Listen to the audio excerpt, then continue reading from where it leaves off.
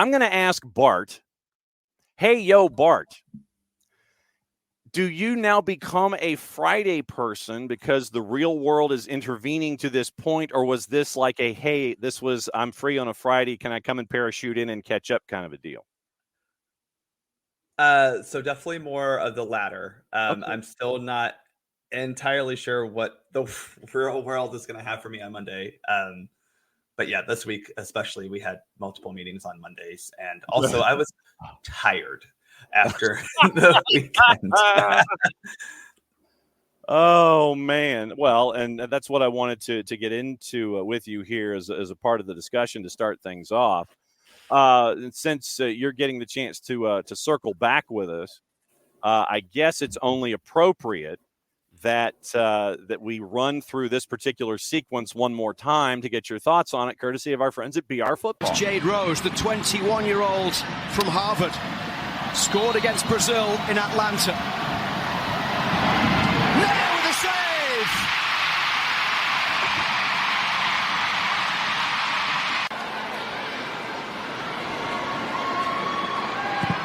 Nair thumps it home!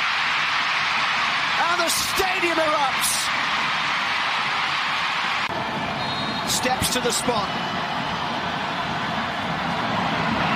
Nair with a save once more! The goalkeeper for the big moment! Yeah. Alyssa Nair continues her badass patrol in 2024 here. And I mean, I've got to do this again. I'm seriously. Every time I hear that sequence, and every time it seems like we hear a sequence involving Alyssa Nair these days, it reminds you that you've got to turn the heat up in wherever you're hanging out. SheBelieves Cup on the whole from 30,000 feet. U.S. was challenged in the semifinal, giving up a goal 32 seconds in. It didn't shake them because you had a whole 89 minutes and 28 seconds to try to come back with an equalizer and end up getting the Duke and going to Columbus, chasing after another cup title. Let's take it a match at a time.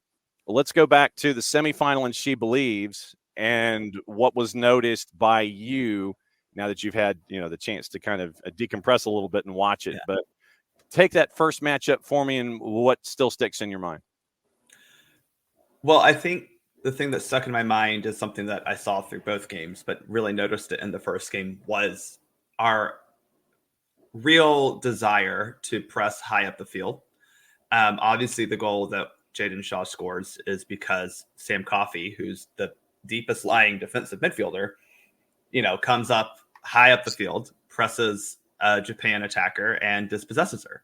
And that starts a very quick attacking sequence. And that's important. That's something that we have wanted from this team from the longest time, because this team is going to, even against Japan, be a team that dominates possession because these players are very good. And most of the teams they're going to play outside of Spain are going to they're going to struggle to keep possession against the U.S. And so if you can create those short field situations where you can let your attackers, who are very fast, very quick, get into a little bit of open space and get into quick decision-making moments, you're going to find success. And a little bit even we saw that with the penalty kick where Sophia Smith is running at a defender, and that's going to be, most defenders' worst nightmare, and ends up creating a penalty situation. And those things for me stuck out because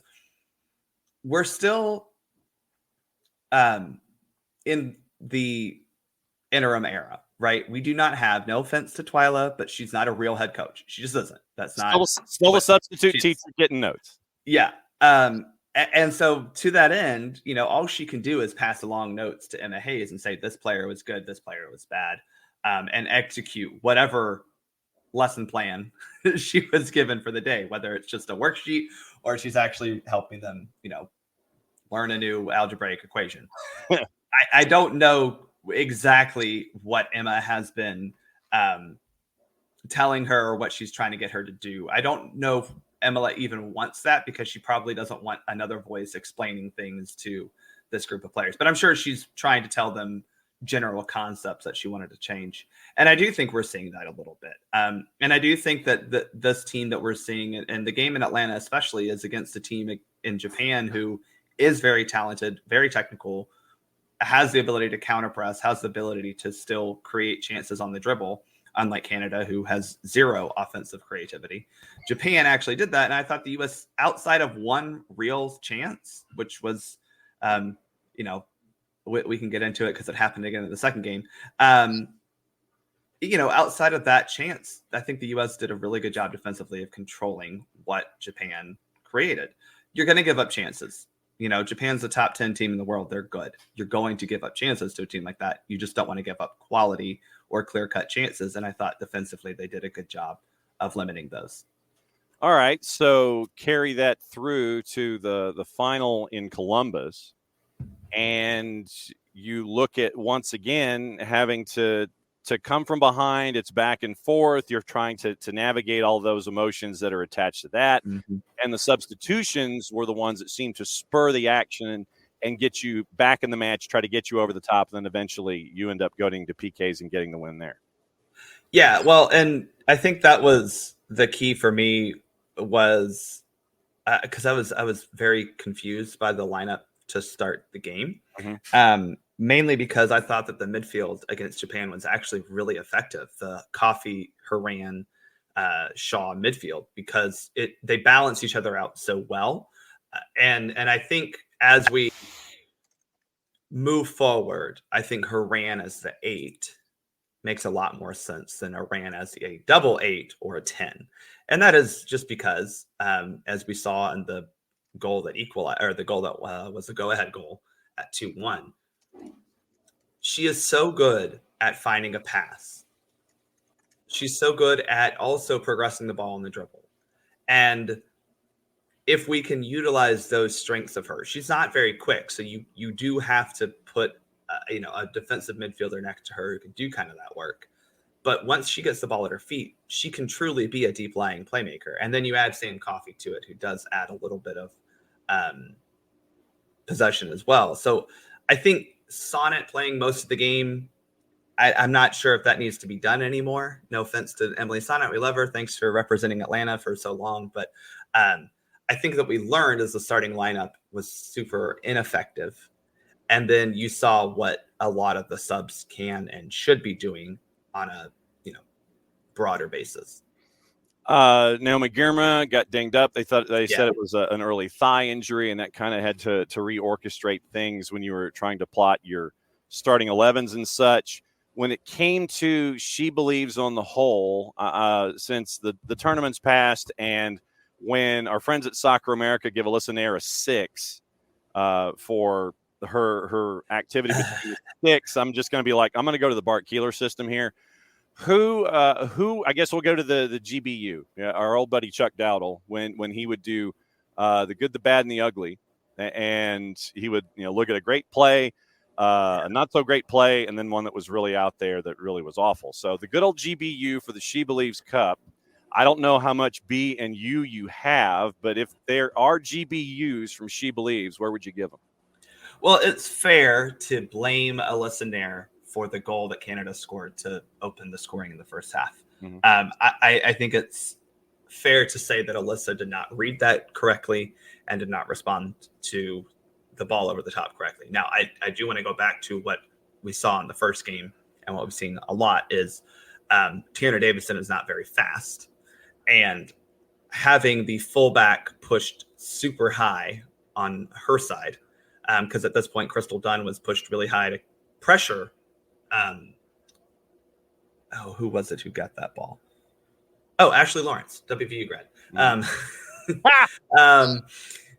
So Dunn had pushed really high to pressure Lawrence to cut off the pass into her feet, because you'll take a risk of a ball over top. And unfortunately, between Nair not reading it correctly and Davidson not being quick enough to catch up, I think those things led to a disastrous recipe for the U.S.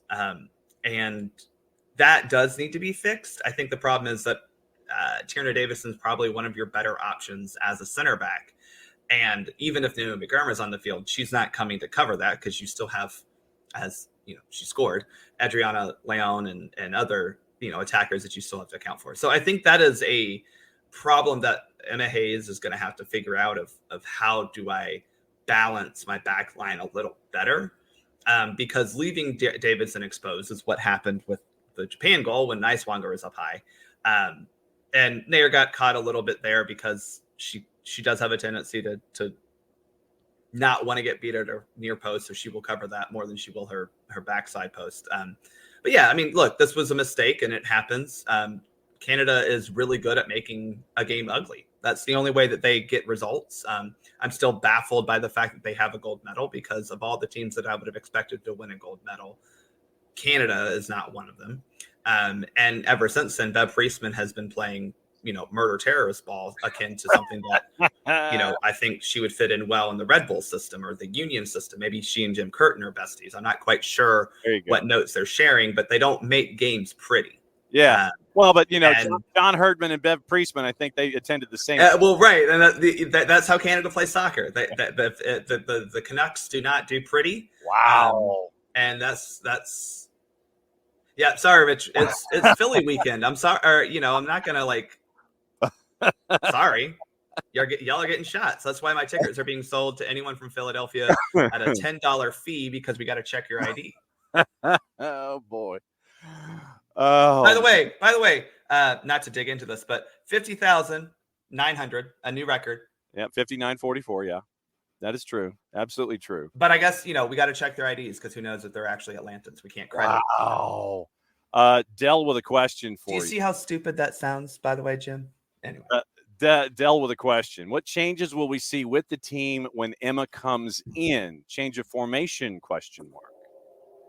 The formation thing is a good question, because Emma doesn't have she does have a preferred formation, but she's not one that is she's not Greg Berhalter, where everything has to be a 4-3-3. She does play with her formation. I just don't know. Obviously, with the national team, you have to play to the pool that you have, and I'm not quite sure that Emma, who likes a 3 center back system, works for the U.S. women's national team, because as I said, you've got Naomi Girma, but do Dahlkemper and Davidson or Cook, or do any of those really fit with the 3-back system? I don't know. So I don't know what changed in formation. I mean, a 4-3-3 is a pretty standard formation in soccer nowadays, and there's a lot of. And this is a point that we make here on the show a lot. Formations are restrictive, and literally the formation is something for us in television to throw up in the pregame element, where it's like, okay, they're going to line up like this to start. But honestly, if you're going to pay attention to it, the second the ball is kicked, formations mean ish. Well, and you saw a little bit with that at a lot of times during the Canada game. Emily Fox was kind of staying back a little bit more as a third center back in possession, because that is a good way to build possession out of the back, as you have 3 center backs.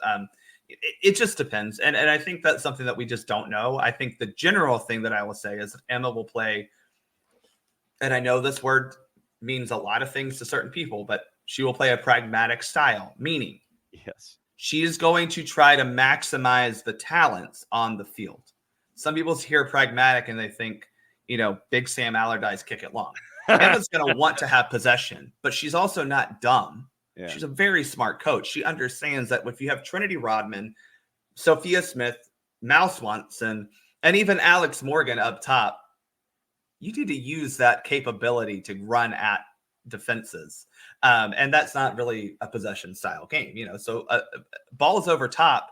And really, I think we saw it best in the second goal against Canada. And I'm hoping this is more than what we see with the Emma Hayes. It's not an anti-possession style. You saw that goal. That was not anti-possession. It was quick and direct, though. And those two things can exist. So I would expect it's going to be a more direct style of possession-oriented soccer. Question from Rich.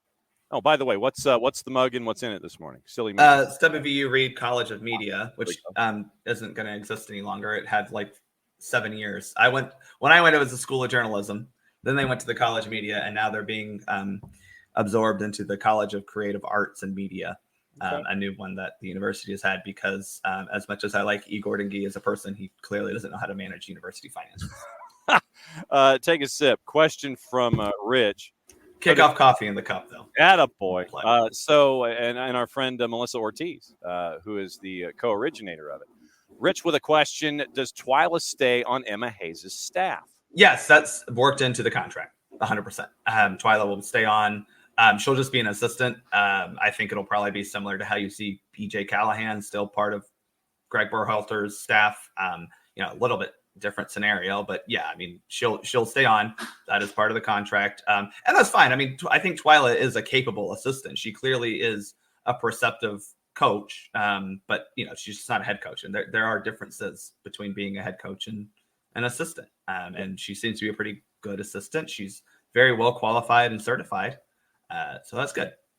Dell, with the age-old question: will some older players be moved on and younger ones brought in? Well, I think that question is a little bit loaded, because if you're expecting a full turnover for the Olympics, unfortunately, I don't know if we'll get that. I do think you'll see some older players phased out. I am questioning what Crystal Dunn's role is at the Olympics, because we don't use her in the midfield. So saying that she can play midfield when she's never played that really for the U.S. women's national team, certainly not in recent memory. Does that change with Emma? I don't know. But, when you have Neiswanger, who, by the way, also can play midfield, she did that at Florida State pretty well, to the tune of a national championship. I don't know. But I do think you'll see some younger players being more featured. And I think this was something that was Vlatko brought in a lot of new players.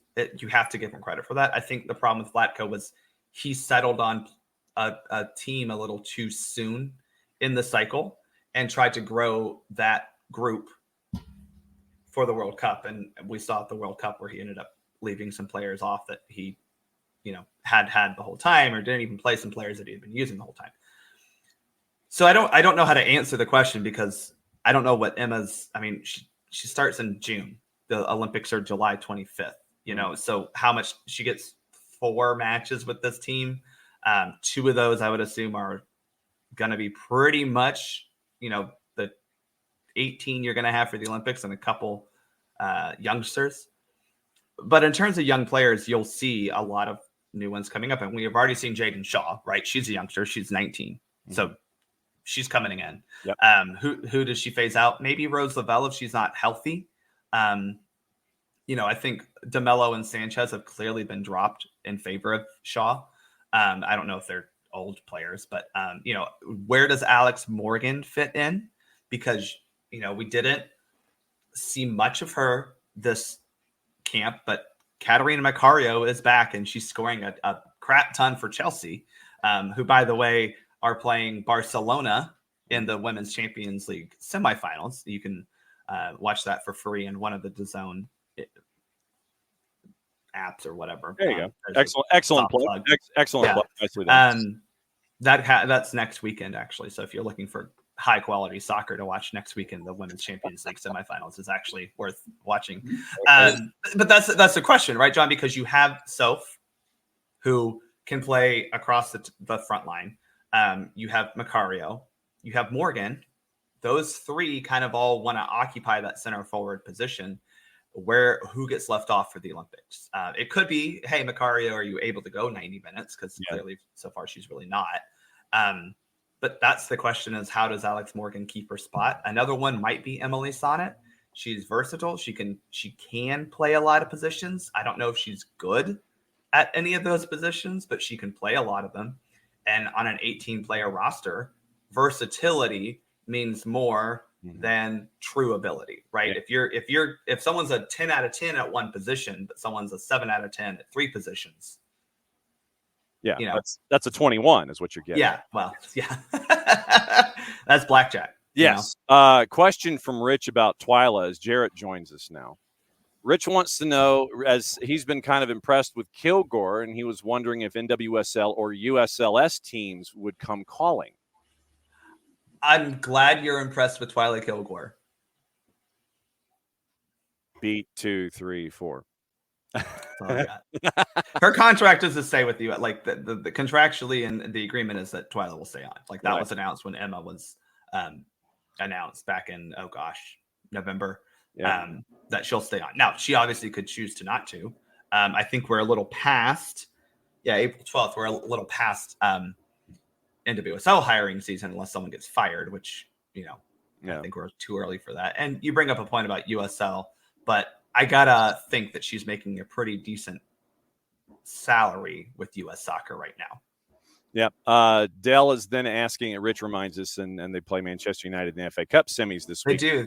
Good shout, Rich. They do. Dell, who is a player that is not really on our radars that we should be looking out for? Okay. So here's the thing. I don't know if they're on your radar or not, but she came into this camp. She's 16. Her name is Lily Johannes. She didn't play, and I think part of that is because she's 16, and she is she's starting for Ajax, and she's had played Champions League football for Ajax this year, and she's doing quite well. But she is 16. I don't know if she wants to commit to the U.S. or Netherlands, or I think she's also got Ethiopian and Eritrean descent from her dad's side. Wow. She's got a lot of potential. So does she want to make that decision yet? I don't know. Is she ready for the Olympics on an 18-person roster? Again, I'm not sure. But she's the radar that I think you need to be. The person you need to start watching if you can. I know the Dutch Women's League isn't on any real streaming service, but when they'll be in the Women's Champions League next year as well, so you can watch them. And then in terms of NWSL right now, I don't think I have a youngster that has popped off yet this season. That said, there are two center backs, Sarah Gordon and Sam Staub, who I'm shocked they haven't been getting looks before. And this is not a hot take or an original take by me. This is what all of U.S. women's national team Twitter and NWSL Twitter has been stumped by for years. We're wondering when they're going to get a shot, and wondering if Emma Hayes, in her attempt to expand the pool, brings them in, because we do need some backup center backs. Alana Cook is hurt. I'm not sure if Dahlkemper and Davidson are really as good as they were before their injuries. And I don't think Becky Sauerbrun's playing for the women's national team again. So there's another older player who might be being phased out, but I think we already knew that. So, who knows? I just don't think anyone young has flown off the page from NWSL right now. If you really want one, it's Giselle Thompson, Alyssa Thompson's sister. She's a defender, a fullback, who might be fun to watch as she progresses. We're not quite sure what to make of her yet, but she's definitely one of those she could be fun. Jarrett with Bart Keeler discussing anything U.S.-ish, because, his show is Soccer for USPOD.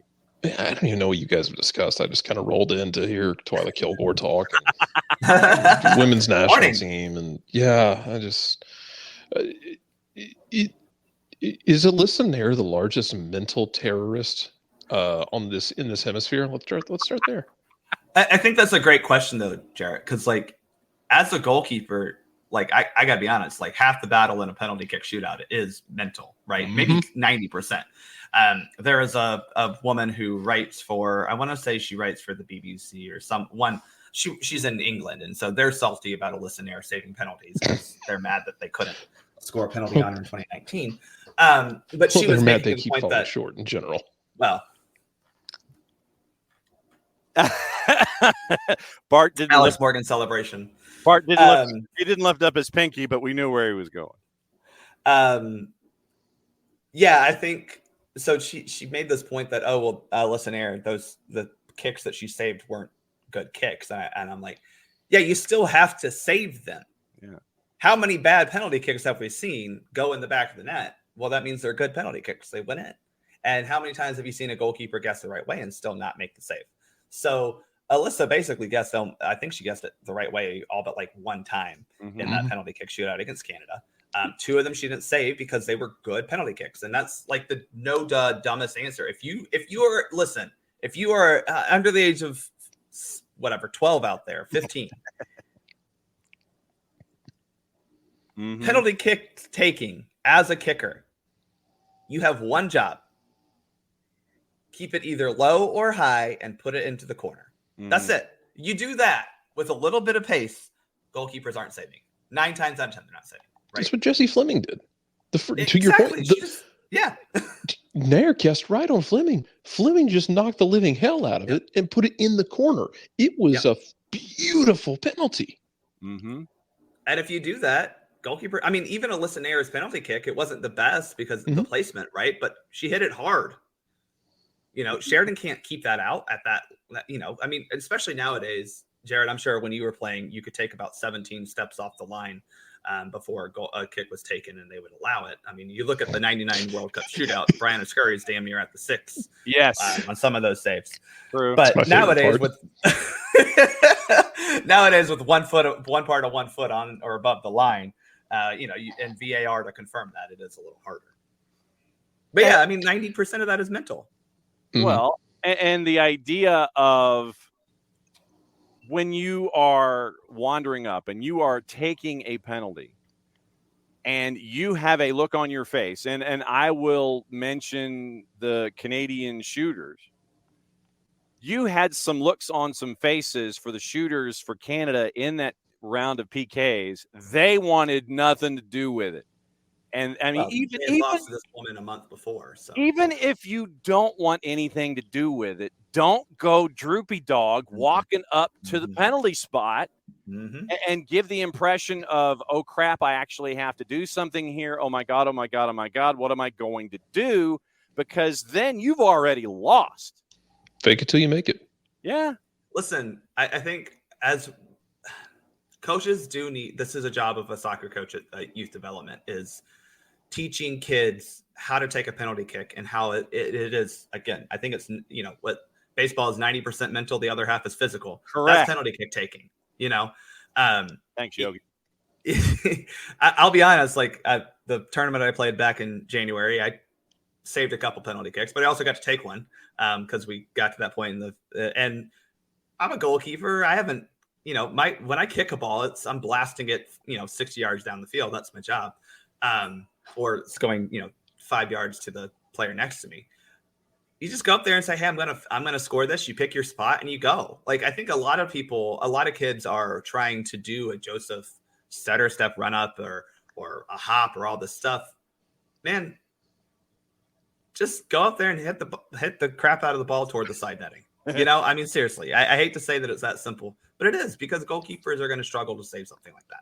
Yeah, we've watched Messi for how long? Like, Messi doesn't complicate it. He picks his spot. Yeah. He walks up there. His body he either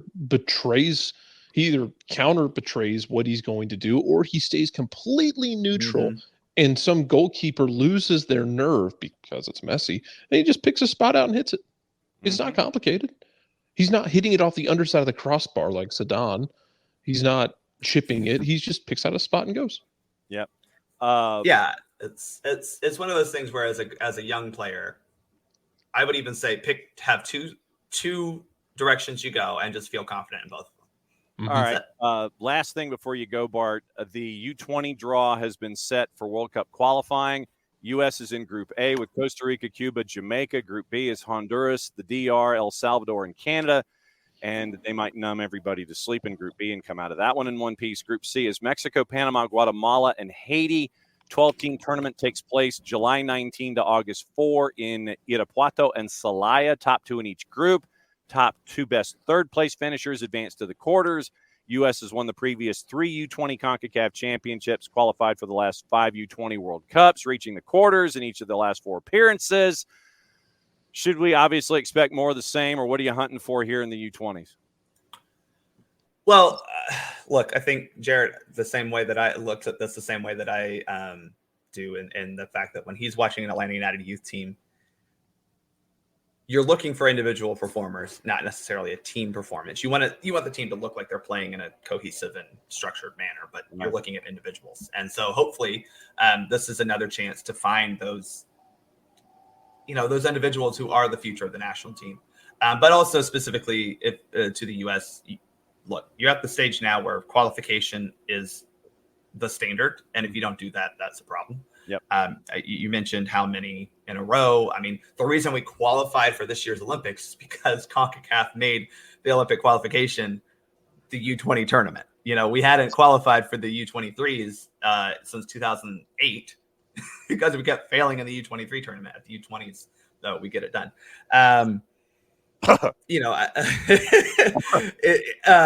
Well, yeah, Jason Christ. But Jason Christ, superstar.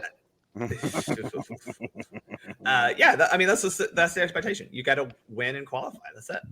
That's where we're at. All right. What's the latest with the Soccer for USPOD when the real world is not intervening, and everything else is going on? And how can folks buy you a coffee, sir? Yeah. So last week and this week, I took a break because I was busy organizing events for 200 some people. So apologies for not getting all that out, but we have a break now. We don't play. There is not a U.S. soccer game until June 1.